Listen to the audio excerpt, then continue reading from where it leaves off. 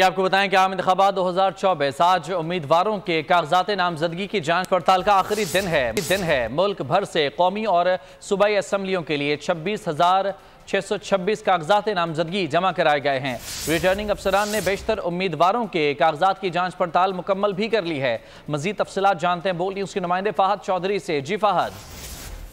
जी देखिए, आम इंतखाबात 2024 के लिए इलेक्शन शेड्यूल के मुताबिक कागजात नामजदगी की जांच पड़ताल का आज आखिरी रोज है। मुल्क भर से कौमी और सूबाई असम्बलियों के लिए मजमूई तौर पर 28,626 कागजात नामजदगी जमा करवाए गए थे, जिनमें से कौमी असम्बली की जनरल नशिस्तों के लिए 7,913 और सूबाई असम्बलियों के लिए मजमूई तौर पर जनरल नशिस्तों पर 18,546 कागजात नामजदगी जमा करवाए गए थे। इनमें बड़े बड़े नाम भी शामिल हैं। साबिक वज़ीर आज़म नवाज शरीफ, शहबाज शरीफ और बानी चेयरमैन PTI के अलावा बिलावल भुट्टो, जरदारी और बड़े बड़े सियासी नाम जो है उनके कागजात नामजदगी भी जमा हुए।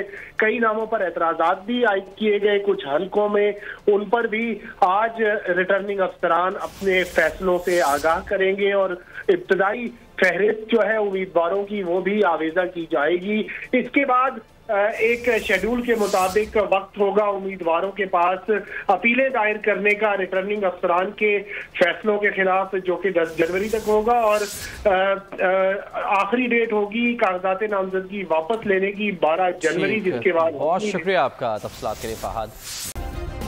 सब्सक्राइब करें और बेल दबाएं ताकि कोई खबर रह न जाए।